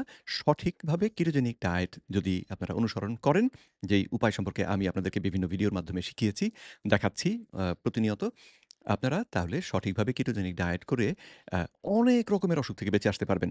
মেটাবলিক অসুখ যতগুলো রয়েছে, তার প্রায় সবগুলোই দেহে অতিরিক্ত ইনসুলিনের সঙ্গে সম্পর্কিত। তো ইনসুলিনটাকে যদি স্বাভাবিক করে ফেলতে পারি, তাহলে এই অসুখগুলো থাকবে না। আপনার স্থূলতা থাকবে না, টাইপ 2 ডায়াবেটিস থাকবে না, আপনার ওই ব্রেইন ফগ থাকবে না, তারপরে ফ্যাটি লিভার থাকবে না। এরকম অনেকগুলো অসুখ থাকবে না, যদি আমরা ইনসুলিনটাকে স্বাভাবিক মাত্রায় নামিয়ে আনার জন্যে যে ডায়েট সেটা করতে পারি, সেটা হচ্ছে কিটোজেনিক ডায়েট, এবং কিটোজেনিক ডায়েটই একমাত্র উপায় এখন। কোনো ঔষধ দিয়েও এত ভালো ফল পাওয়া যায় না, যেটা কিটোজেনিক ডায়েট দিয়ে পাওয়া যায়। তো কিটোজেনিক ডায়েট সম্পর্কে যথাযথভাবে শিখে তারপরে আম এটাকে অনুসরণ করবেন। তাহলে আপনারা কিটোজেনিক ডায়েট করলে জীবন যে কত আনন্দের হতে পারে, সেই অভিজ্ঞতা একবার হয়ে গেলে কেউ আর কিটোজেনিক ডায়েট ছাড়ে না। যারা ৩ মাস পরে বেরিয়ে আসে, তারা কিটোজেনিক ডায়েটের স্বাদ পায়নি। তাদের জীবনে কিটোজেনিক ডায়েটটার যে প্রকৃত আম ইতিবাচক প্রভাব, সেটা পড়েনি। আর কিটোজেনিক ডায়েটের আরেকটা সুবিধা হচ্ছে যে, কিটোজেনিক ডায়েট আপনাকে শুরু করলে যে ধরেই থাকতে হবে তাও না। কিটোজেনিক ডায়েট করে আমি দেহটাকে সুস্থ অবস্থায় নিয়ে এলে, এরপরে যদি সাধারণভাবে আমি কিটোজেনিক ডায়েটের মতোই জীবন ধারণ করি, মাঝে, মাঝে অনিয়ম করি, আমাদের কিচ্ছু অসুবিধা হবে না। কিন্তু যদি সবসময়ই অনিয়ম করি, তাহলে আপনি অসুস্থ হবেন। আমার ব্যক্তিগত ক্ষেত্রে যেমন আমি সারাদিন উপোস করি। তো সন্ধ্যার পরে খাওয়া-দাওয়া করি, আমার খাবারে কিন্তু বেশ খানিকটা শর্করা থাকে। কেটোজেনিক ডায়েটে যে পরিমাণ শর্করা অ্যালাউড না, আমার খাবারে সেই পরিমাণ শর্করা থাকে। আমি বেশি করে শর্করা খাই। প্লেট ভরে ভাত খাই রাতের বেলায়। কিন্তু আমার দেহের ক্ষেত্রে সেটা নেতিবাচক প্রভাব ফেলে না। তার কারণ হচ্ছে পরের দিনটা আমি না খেয়ে থাকি। আমার দেহে ইনসুলিন হরমোনটাকে বাড়তে দেই আমি দিনে ১ বার। ওই সন্ধ্যার পরে থেকে শুরু করে রাত ১১টা-১২টা এই পর্যন্ত ইনসুলিনটা আমার বেড়ে থাকবে। আর বাকি সময়টা আমার ইনসুলিন থাকবে বেস লাইনে। সুতরাং আমার দেহ থাকে ইনসুলিন সেনসিটিভ। আচ্ছা, অ্যাম আপনারা যদি এরকম করতে পারেন, একবার সুস্থ অবস্থায় চলে যান, তাহলে আপনারাও আমার মতন করে খুঁজে দেখতে পারবেন যে আপনাদেরও একটা লাইফস্টাইল হবে যেটা হয়তো কিটোজেনিক ডায়েট নয়, কিন্তু কাছাকাছি। যেখানে আপনি সবই খাচ্ছেন, কিন্তু কোনটাকে কতটা খেলে আপনার শরীরটা ঠিক থাকে সেটা বুঝে নিয়ে আপনি খাচ্ছেন। তাতে আপনি কোনো কিছু যে খাবো না, শীতকালে পিঠে খাবো না, না সেরকম হবে না। আপনি পিঠাও খাবেন। ডায়াবেটিস আপনার ছিল, সেটাকে সারিয়ে নিয়ে পিঠাও খাবেন। কিন্তু অসুস্থও হবেন না। আবার আপনি প্রতিদিন ৩ বেলা পিঠাও খাবেন না। তো যে গবেষণাটির কথা তিনি উল্লেখ করলেন একটু আগে, এই ল্যান্সেটে প্রকাশিত গবেষণা। মজার ব্যাপার হচ্ছে কিটো ডায়েটের বিরুদ্ধে যারা কথা বলেন, ডাক্তার ওই যে ইন্দ্রজিৎ প্রসাদ একটা অপদার্থ, তারপরে ফারুক পাঠান আরেকটা অপদার্থ, এদিকে এখন শাহজাদা সেলিমকে দেখলেন আরেকটা অপদার্থ। এরা সবাই ফিরোজ নূর নামে আরেকজন ছিল। তারও কিছু কথা দেখেছি। এই একই গবেষণার কথা উল্লেখ করে। এদের মানে এর বাইরে যে গবেষণা আছে, এদের মাথায় নাই। এরা সবসময় এই স্টাডিটাকেই কোট করবে এবং এই স্টাডিটাতে আমি আগেও দেখিয়েছিলাম। এই দেখুন, স্টাডিটাকে আমি যদি কিটো শব্দটাকে এখানে খুঁজি, আচ্ছা ইংরেজিতে খুঁজতে হবে, বাংলা খুঁজলে তো হবে না। কিটো দেখুন, এই ডকুমেন্টটাতে কিটো শব্দটি এসেছে ০ বার। তার মানে এই ডকুমেন্টে কিটো শব্দটাই আসে নাই। আর ৪০% এর থেকে কম শর্করা খেলে নেতিবাচক প্রভাব পড়বে বলে এই গবেষণায় সন্দেহ করেছেন তারা, অনুমান করেছেন। কিন্তু ৪০% এর কম শর্করা খাওয়া তো কিটো ডায়েট না। কিটো ডায়েটের হচ্ছে দৈনিক আপনি ২০ গ্রামের বেশি শর্করা খেতে পারবেন না। মোট ২০ গ্রামের বেশি শর্করা খেলে সেটা কিটো ডায়েট থাকবে না। তো তাহলে পার্সেন্টেজের কথা বলে লাভ নাই। তো এই গবেষণায় যে লোকগুলোকে নিয়ে গবেষণা করা হয়েছিল, যদিও এটা পর্যবেক্ষণ ভিত্তিক গবেষণা, পরীক্ষা ভিত্তিকও নয়। সুতরাং সেদিক থেকেও এটা ফেলে দেওয়ার মতন জিনিস। আবর্জনা। তো তো সেই বিচারে এটা আসলে মোটেও নির্ভরযোগ্য গবেষণা নয় এবং তার মধ্যেও এরা কিটো ডায়েট নিয়ে কিছু বলছেই না। এরা শুধু বলছে ৪০% এর কম যারা খেয়েছে তাদের মধ্যে তারা ক্ষতির সম্ভাবনা তাদের অনুমান মতে তারা অনুমান করেছেন যে তাদের ক্ষতি হবে। আচ্ছা, তো ল্যান্ডসেটের এখানে যেহেতু দাবি করা হয়েছে সুতরাং এটা নিশ্চয়ই অত্যন্ত উচ্চমান। তো ল্যান্ডসেট যদি আবার উল্টো কথাটা বলে তখন কি হবে? ল্যান্ডসেটের মধ্যেই এবং মজার ব্যাপার হচ্ছে এই যে যেই গবেষণাটা আমি আপনাদের সামনে দেখালাম এবং যে গবেষণাটি নিয়ে এই অপদার্থ বকবক করে গেলেন, এই গবেষণাটির ভিতরেই আমি আপনাদের দেখাই। এই গবেষণার ভেতরেই এই গবেষণা মতে মানে এই গবেষণাটার মতে এদের দাবি হচ্ছে, এদের অনুমান হচ্ছে যে শর্করা খাওয়ার সঙ্গে মৃত্যুর ঝুঁকি এইভাবে সম্পর্কিত। যত শর্করা আমরা বেশি খাই তাহলে মৃত্যুর ঝুঁকি বাড়ে। ৫০% থেকে যত কমতে থাকি তত ঝুঁকি বাড়ে। এটা তাদের অনুমান। ঠিক আছে? তাদের অনুমান। এখন এই গবেষণার ভেতরেই তারা আবার অন্য আরেকটি গবেষণার কথা উল্লেখ করেছেন, যেই গবেষণাটি এর আগের বছর প্রকাশিত হয়েছিল। এই যে এখানে চিত্র দিয়ে দেখিয়ে দেওয়া আছে। সেই গবেষণাটিতে তারা দাবি করেছেন যে এই গবেষণার এই ২য় গবেষণা যেটার কথা বললাম, সেটার উপাত্তের ভিত্তিতেও দেখা যাচ্ছে যে শর্করা খাওয়া কমালে ঝুঁকি বাড়ে। তো চলুন সেই গবেষণার দিকে দেখি একবার। এটা হচ্ছে সেই গবেষণা যার ছবি ওইখানে আমি আপনাদেরকে দেখালাম। এই গবেষণায় কিন্তু গবেষকরা তাদের যে গবেষণার ফলাফল যেটা ইন্টারপ্রিটেশন, উপসংহার, সেখানে তারা বলেছেন যে high carbohydrate intake was associated with higher risk of total mortality. শর্করা বেশি খেলে মৃত্যু ঝুঁকি বাড়তে দেখা গিয়েছে তাদের গবেষণায়। Whereas total fat and individual types of fat were related to lower total mortality. যেখানে চর্বি খাওয়া মৃত্যুর ঝুঁকিকে কমাতে দেখা গিয়েছে। চর্বিটা যেরকমই হোক। যারা তুলনামূলকভাবে চর্বি বেশি খেয়েছে, তেল বেশি খেয়েছে, তাদের মধ্যে মৃত্যুর সংখ্যা কম দেখা গিয়েছে। Uh, Total fat and types of fat were not associated with cardiovascular disease, myocardial infarction, or cardiovascular disease mortality, whereas saturated fat had an inverse association with stroke. এই গবেষণা মতে এই কি ধরনের চর্বি খেলেন তার উপর ভিত্তি করে হৃদরোগ, হৃদরোগজনিত মৃত্যু বা হার্ট অ্যাটাক এটাকে বাড়তে বা কমতে দেখা যায়নি। অর্থাৎ এর মধ্যে কোনো নির্ভরযোগ্য সম্পর্ক তারা দেখতে পাননি। আর উল্টো দিকে যারা স্যাচুরেটেড ফ্যাট বেশি খেয়েছে তাদের স্ট্রোক এর সংখ্যা কমতে দেখা গিয়েছে। Inversely associated. তার মানে যারা স্যাচুরেটেড ফ্যাট বেশি খেয়েছে তাদের মৃত্যুর এই স্ট্রোক হওয়ার সংখ্যাটা কমেছে।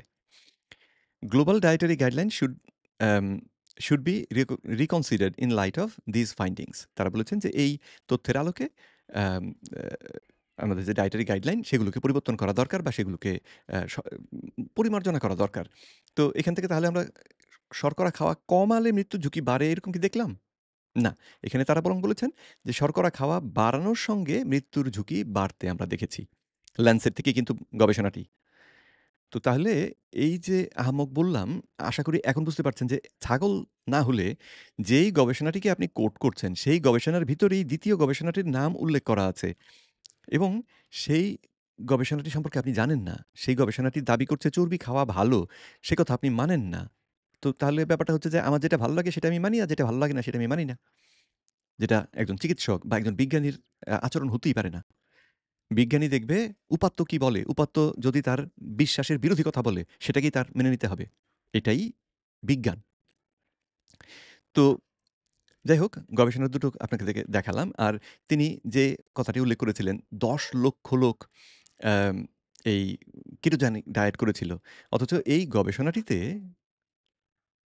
যারা অংশ নিয়েছিল, মানে যাদের তথ্যকে নিয়ে এই গবেষণাটি করা হয়েছিল, তাতে মানুষ ছিল ১৫,৪২৮ জন। ১০,০০,০০০ যে কোত্থেকে পেলেন?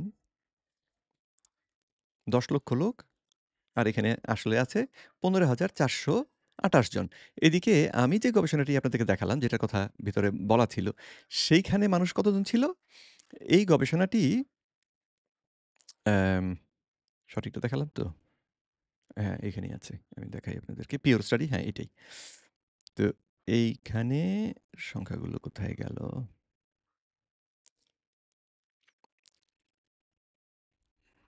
এখানে পড়ে যাই। তাহলে খুঁজে পাবো না তো চট করে খুঁজে পাচ্ছি না। The prospective urban rural epidemiology or PURE study is a large epidemiological cohort study of individuals aged 35 to 70 years enrolled between January 2003 and March 31st, 2013 in 18 countries with a median follow-up of 7.4 years. ১৮ টা দেশ থেকে নেয়া হয়েছিল। Dietary intake of 135,335 individuals were recorded using validated food frequency questionnaire. এই গবেষণা যেটা আমি আপনাদেরকে দেখালাম, সেই গবেষণাটিতে মানুষ ছিল ১,৩৫,৩৩৫ জন। তাদের দেওয়া উপাত্ত নিয়ে গবেষণা করা হয়েছিল এবং সেই উপাত্তকেও আবার ভ্যালিডেটেড ছিল। অর্থাৎ উপাত্ত শুধু নিয়েই ক্ষান্ত হননি গবেষকরা, বরং যাচাই করেছিলেন যে এই ক যে প্রশ্নের জবাব দিল, এটার উদাহরণ আপনাদের দিলেই বুঝতে পারবেন যে এই গবেষণার সময় মানুষগুলো লবণ কতটা খায় একটা প্রশ্ন ছিল এবং একেকজন দাবি করেছে যে আমি লবণ বেশি খাই, কম খাই, ১ চামচ খাই, ২ চামচ খাই।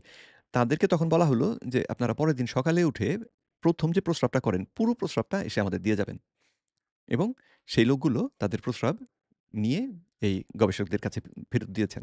গবেষকরা সেখান থেকে পরিমাপ করে দেখেছেন যে কতটা সোডিয়াম বা কতটা লবণ তার মধ্যে ছিল। যেটার মাধ্যমে তারা তাদের যে প্রশ্নের জবাব বলেছে ২ চামচ আর প্রস্রাবে পাওয়া গেল ০.৫ চামচ। এরকম যদি হয় তাহলে বোঝা গেল যে এ সঠিক কথা বলেনি। তো এইভাবে করে ভ্যালিডেট করেছেন, যাচাই করেছেন। তার মানে এই গবেষণাটি আসলে ওই অন্য গবেষণার তুলনায় অনেক বেশি নির্ভরযোগ্য। তো এই গবেষণাটি ওনাদের পছন্দ না। কারণ এখানে যে কথা বলা হয়েছে সেটা ওনাদের যে বিশ্বাস তার সঙ্গে যায় না। তো যারা এইরকম বিশ্বাস নিয়ে, অন্ধবিশ্বাস নিয়ে আমাদের চিকিৎসা দিচ্ছেন এবং ক্রমান্বয়ে দেশটাকে এই অর্থনৈতিকভাবে দেউলিয়া করে ফেলার চেষ্টা করছেন এবং মানুষের মানে লক্ষ, লক্ষ মানুষের অকাল মৃত্যু ঘটানোর চেষ্টা করছেন, তাদেরকে চিকিৎসক বলি কি করে? আর এদের যে মাফিয়া বলি তার কারণ হচ্ছে সবাই এক কথা বলে। এই ফার্মাসিউটিক্যাল কোম্পানির ইনফ্লুয়েন্স এ যারা আছে, এই যে আম এন্ডোক্রিনোলজিস্ট সবগুলো দেখবেন এক কথা বলে। যেন এদের কথার বাইরে দুনিয়াতে আর কিছু নাই। অথচ গবেষণায় আমরা খুঁজতে গেলে দেখি অনেক কিছু। আচ্ছা, এখন আরেকটা জিনিস আপনাদেরকে দেখাই যে উনি যে কেটোজেনিক ডায়েট সম্পর্কে যদি কেউ বিস্তারিত শিখতে চায়, তাহলে তার যেতে হবে PubMed এ, তাই না? PubMed এটা হচ্ছে এই বিভিন্ন গবেষণার তথ্যভান্ডার, ডেটাবেজ। তো সেই ডেটাবেজের মধ্যে আমি যদি কিটোজেনিক শব্দটি দিয়ে সার্চ করি, সার্চ করলাম। আজকে এই যে ১২ই ফেব্রুয়ারি ২০২৫ বুধবার এই সকাল ১০টা ৩৮ বাজে আমার ঘড়িতে এখন। সেখানে আমি গবেষণা করলাম এবং ফলাফল পাওয়া গেল ৬,৬৭৮ টি গবেষণা এখানে রয়েছে, যেখানে দাবি করা হয়েছে যে এরা কোনো না কোনোভাবে কিটোজেনিক ডায়েট নিয়ে কাজ করেছেন। আচ্ছা, এখন বোঝার চেষ্টা করি কিটোজেনিক ডায়েট নিয়ে বিজ্ঞানীদের আগ্রহ কি বাড়ছে নাকি কমছে? বিজ্ঞানীরা কি উত্তরোত্তর বেশি গবেষণা করছেন নাকি কম গবেষণা করছেন? তো এই চিত্রে সেটা আমরা দেখতে পাবেন। ১৯২৭ সাল থেকে শুরু করে আমরা দেখতে পাচ্ছি সামান্য গবেষণা হচ্ছে, সামান্য গবেষণা হচ্ছে, সামান্য গবেষণা হচ্ছে।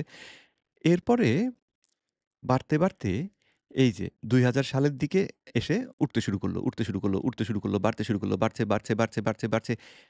একবারও কমছে না। ক্রমান্বয়ে শুধু বেড়েই চলেছে এবং ২০২৪ সালের তথ্য হচ্ছে ২০২৪ সালে ৭৩০ টি গবেষণা করা হয়েছে কিটোজেনিক ডায়েট ধারণাটির উপরে কিটোজেনিক ডায়েট ব্যবহার করে। যেটা আপনাদেরকে আশা করি আপনারা বুঝতে পারবেন যে কিটোজেনিক ডায়েট নিয়ে বিজ্ঞানীদের আগ্রহের যে শেষ নেই বা বিজ্ঞানীরা যে অত্যন্ত আগ্রহী, সেটা এই চিত্র থেকেই পরিষ্কার বোঝা যায়। তা আমাদের অপদার্থ সাহেব এটাও দেখেননি। দেখলে এই বাজে কথাগুলো আ এভাবে করে বলতে পারতেন না। আর কেটোজেনিক ডায়েট কোন অসুখে কাজ করে? তিনি তো এপিলেপসির কথা বললেন। হ্যাঁ, আমরা এপিলেপসি নিয়ে কাজ দেখেছি। কিন্তু আ আপনারা এইরকম আপনারা নিজেরাই যদি গিয়ে কেটোজেনিক দিয়ে সার্চ করে দেখেন, তাহলে দেখবেন যে অসংখ্য অসুখের ক্ষেত্রে কেটোজেনিক ডায়েটের ভূমিকা নিয়ে গবেষকরা করছেন, গবেষণা করছেন। এই সম্প্রতি ডক্টর আম ক্যান্সার নিয়ে তো বললেন যে কেটোজেনিক ডায়েট করলে ক্যান্সারের ঝুঁকি বেড়ে যায়। তো চলুন আপনাদেরকে একটা গবেষণা পত্র দেখাই, যেটা এই মাত্র কয়েকদিন আগে ২ সপ্তাহ বোধহয় আগে প্রকাশিত হলো। আয় বাপ! এতক্ষণ লাগিস কেন? রিলোড। এটা আমি আপনাদেরকে ক্যান্সার গবেষক প্রফেসর ডক্টর টমাস সিফ্রিডের কথা বললাম। তার দলের করা গবেষণা, যেখানে তারা কিটোজেনিক ডায়েটটা আ নতুন ক্যান্সার গবেষণার ভিত্তি হওয়া উচিত বলে দাবি করছেন এবং কিভাবে এই কিটোজেনিক ডায়েট ব্যবহার করা যায় রোগীদের ক্ষেত্রে, সেই সমস্ত বিষয়ে বিভিন্ন দিক নিয়ে আলাপ আলোচনা করেছেন এই গবেষণাটিতে। গবেষণাটি আসছে না কেন বাবা? আচ্ছা, আমি পাশের থেকে আপনাদের দেখাই। এই যে গবেষণাটির নাম হচ্ছে এটা, আমি পিডিএফটা ডাউনলোড করে রেখেছিলাম। ওই পেজটা লোড হচ্ছে না এখন। তো পিডিএফটি ডাউনলোড করে রেখেছিলাম। সেখানে নাম হচ্ছে, আপনারা চাইলে সার্চ করে নিতে পারবেন। Clinical research framework proposal for ketogenic metabolic therapy in glioblastoma. Glioblastoma হচ্ছে ব্রেইন ক্যান্সার। খুব বাজে ধরনের ব্রেইন ক্যান্সার। সেইখানে গবেষকরা এই কাজ করছেন। আর আমাদের ছাগলটা এসছে বলতে যে কিটোজেনিক ডায়েট আমাদের জন্য ক্ষতিকর। আশা করি বুঝতে পারছেন কেন আমি ছাগল বলছি এবং কেন এইভাবেই এদেরকে অপমান করতে হবে। নয়তো এই যে কিটোজেনিক ডায়েট ব্যবহার করে যে টাইপ 2 ডায়াবেটিস রোগ সারিয়ে ফেলা যায়, তার ট্রায়াল ভার্টা হেলথ ক্লিনিকের তরফ থেকে এই ট্রায়ালটি করা হয়। যার মধ্যে প্রফেসর জেফ ভলেক, প্রফেসর স্টিফেন ফিনি, ওনাদের মতন নামকরা বিজ্ঞানীরা এই গবেষণার অংশ এবং তারা বলছেন যে কিটোজেনিক ডায়েট ব্যবহার করে টাইপ 2 ডায়াবেটিস রোগটাকে সারিয়ে ফেলা যায়। এই দেখুন কনক্লুশনে আমরা গিয়ে দেখি। কনক্লুশনে তারা বলেছেন যে দ্য সিসিআই গ্রুপ, মানে যাদেরকে কিটোজেনিক ডায়েট দিয়ে চিকিৎসা করা হয়েছিল তাদেরকে বলা হচ্ছে সিসিআই গ্রুপ এখানে, sustained long term beneficial effects on multiple clinical markers of diabetes and cardiometabolic health at 2 years while utilising less medication. ২ বছর পর্যন্ত তারা এই কিটোজেনিক ডায়েট ব্যবহার করে তাদের হৃদরোগের দিক থেকে উন্নত অবস্থা দেখা গিয়েছে, ঝুঁকি কমেছে এবং তার ডায়াবেটিস সারতে দেখা গিয়েছে। তারপরে বলছেন, "the intervention was also effective in the resolution of diabetes and visceral obesity with no adverse effect on bone health." তো এই গবেষণাটা প্রকাশ হয়েছে কবে? ৫ই জুন ২০১৯। এটা হচ্ছে ২ বছর পরে যেটা করা হয়েছিল। ২০১৯ সালে প্রকাশিত গবেষণা। তাহলে তো এতদিনে একজন প্রফেসরের তো এটা পড়া উচিত ছিল, তাই না? কেটোজেনিক ডায়েট নিয়ে কথা বলতে গেলে তো এটা নিয়ে একটু পড়া উচিত ছিল। কিন্তু সেটা আসেনি। সেটা আ আমরা দেখতে পেলাম না। এই গবেষণাটির আরেকটা রূপ ছিল, আমার কাছে খোলাই ছিল। কিন্তু আ কোথায় দাঁড়ান দেখি পাই কিনা। আ না বোধহয় বন্ধ করে দিয়েছি। যেটায় এই দলটাই গবেষণাটাকে ৫ বছর ধরে করেন এবং সেখানেও তারা সিদ্ধান্ত নেন যে কেটোজেনিক ডায়েটটা আসলে টাইপ 2 ডায়াবেটিসকে সারিয়ে ফেলার জন্যে চমৎকার একটি পদ্ধতি। অ্যাম কোথায় গেল? যদি একটু পাই তাহলে আপনাদেরকে দেখিয়ে দিতে পারি। তাহলে আ নিউট্রিশন সামিট না, ক্লিনিক্যাল রিসার্চ ফ্রেমওয়ার্ক এটা তো ক্যান্সারের এটা ন্যাশনাল গাইডলাইন। না আমি বোধহয় ক্লোজ করে দিয়েছি। আ লিঙ্কটা খুঁজলে পাবো। ইনফেক্ট আপনাদেরকে চট করে এই ফাঁকে একটু দেখিয়ে দিই যে অ্যাম এরা এই উনার মতন অপদার্থগুলো যেইখানেই যায়, সেইখানেই গিয়ে এই উল্টোপাল্টা কথাবার্তা প্রচার করে। কয়দিন আগে এই চ্যানেল 24 এ এই ফেব্রুয়ারি মাসেই চ্যানেল 24 এ ওই অপদার্থ ইন্দ্রজিৎ প্রসাদ গিয়ে ঠিক এই একই বাজে কথাগুলো বলে এসেছিল এবং তার প্রতিবাদে আমি একটা চিঠি, একটা অভিযোগ চ্যানেল 24 এর কাছে দিয়েছি। সেখানকার যে এই অনুষ্ঠানটি ওই সুরক্ষায় প্রতিদিন নামে একটা অনুষ্ঠান, সেখানে এই বাজে কথাগুলো বলেছে। সেই অনুষ্ঠানের যে প্রযোজক ওমর শরীফ নাম, তার কাছে আমি এই চিঠিটা দিয়ে এসেছি। তো সেই ব্যাটা আমাকে তার একটা ইমেইল অ্যাড্রেস দিয়েছে, যেই ইমেইল অ্যাড্রেসের ইনবক্স ফুল। যেখানে ইমেইল করলে ইমেইল গিয়ে পৌঁছায় না। মানে আমাকে ঝেড়ে ফেলার জন্য সে চেষ্টা করেছে। কিন্তু মেরেছি কচ্ছপের কামড়, এত সহজে কি আমাকে ছাড়ানো যায়? তো আমার অভিযোগের প্রতিটি অভিযোগ বা দাবিকে মিথ্যা প্রমাণ করার আগ পর্যন্ত আমি শান্তি দেব না। তো গেল এই অ্যা এই এবং এইখানেও আমি একদম এই তথ্যগুলো প্রমাণ করে দেখিয়েছি যে ইন্দ্রজিৎ প্রসাদ আরেকটা অপদার্থ যে জানেই না যে সে কি বলছে। অথচ endocrinologist এটা দেখুন আরেকটা চিঠি। আমি এটা অ্যা বাংলাদেশ ডায়াবেটিক অ্যাসোসিয়েশন যে বাডাস, ওই বাংলাদেশ ডায়াবেটিক সমিতি, তার যে ন্যাশনাল কাউন্সিল, তার সদস্যদেরকে উদ্দেশ্য করে এই চিঠিটি দিয়েছিলাম, যেখানে তাদেরকে আমি দেখিয়েছি যে তারা যে চিকিৎসা করছেন সেটাতে মানুষ মেরে ফেলছেন। অথচ অ্যা তারা এবং বিষয়টা একদম পরিষ্কার লিখেছি। বাংলাদেশ ডায়াবেটিক সমিতি যার অপতথ্য আর অপচিকিৎসায় অকালে ঝরে লাখো প্রাণ। এই সাবজেক্ট দিয়ে তাদেরকে ইমেইল করেছি। ইমেইল পৌঁছেছে, অনেকের কাছেই পৌঁছেছে। কিন্তু তারা এমন ইমেইল অ্যাড্রেস দিয়ে রেখেছেন যেটা চেক করেন না। তো এই রকমের অকর্মণ্য একটা আ মানে সংগঠন এবং তার সঙ্গে একেকজন শুধু নাম লিখিয়ে রেখে আমি বাটাসের অমুক বাল আচ্ছা গালি দেওয়া ঠিক হবে না। কিন্তু কাজের সময় কাজ নাই। মানুষের কোনটাতে উপকার হবে তার দিকে খোঁজ নাই। অধিকাংশ এরা হচ্ছে ডাক্তার। রোগী যদি কমে যায় এদের পয়সা আসবে কোত্থেকে? ডায়াবেটিক রোগী না থাকলে এই ডায়াবেটিক সমিতি রাখার তো কোনো কারণ থাকবে? না। ডায়াবেটিক সমিতি যে এখন বিভিন্ন জায়গা থেকে পয়সা পেয়ে ফুলে ফেঁপে মোটা হচ্ছে সেটা তো থাকবে না। সুতরাং ওনারা কিছুতেই চান না যে টাইপ 2 ডায়াবেটিসটা সেরে যাক। বাংলাদেশ থেকে টাইপ 2 ডায়াবেটিস বিদায় নিক। এবং সেজন্যেই বিজ্ঞানসম্মত নয়, তারপরেও কেটোজেনিক ডায়েটের বিরুদ্ধে উল্টোপাল্টা কথা বলেন। ওনারা অবৈজ্ঞানিক কতগুলো দাবির মাধ্যমে কেটোজেনিক ডায়েট থেকে মানুষকে সরিয়ে রাখার চেষ্টা করেন, যাতে করে তাদের অসুখটা বেঁচে থাকে, যাতে করে তাদের ইনকাম বেঁচে থাকে। টাইপ 2 ডায়াবেটিস রোগটা যদি হয়, তাহলে তার হৃদরোগ হয়, তার কিডনি রোগ হয়, তার চোখের রোগ হয়, মস্তিষ্কের রোগ হয়, স্নায়ুর রোগ হয়, অপারেশন করতে হয়। তাহলে বুঝতে পারছেন যে একটা ডায়াবেটিক সমিতির মাধ্যমে কত হাজার ডাক্তারকে কাজ জুগিয়ে দেয়া যাচ্ছে। দুঃখজনকভাবে কত হাজার, কত লাখ রোগী যে মারা যাচ্ছে, তার দিকে এদের কোনো মাথা ব্যাথা নাই। তো বাংলাদেশ ডায়াবেটিক অ্যাসোসিয়েশনকে সেজন্যই আমি চাই যে এটার পরিচালক যারা আছেন তাদের মধ্যে কোনো চিকিৎসক থাকা চলবে না। আর বিশেষ করে বয়স হয়ে গেলে মানে একটা সার্টেন বয়সের পরে মানুষের মাথা খারাপ হয় তো আমরা সবাই মোটামুটি জানি। বাংলাদেশ ডায়াবেটিক অ্যাসোসিয়েশনের যে প্রধান, আমাদের জাতীয় অধ্যাপক হিসেবে ওনাকে একবার সম্মানিত করা হয়েছে ঠিক, কিন্তু ওই ভদ্রলোক মাথা ঠিক আর আগের মতন কাজ করে না। তো এই ৮০ বছর বা ৮৫ বছরের বুড়ো, উনাকে দিয়ে কাজ করানোটা বোকামি হচ্ছে।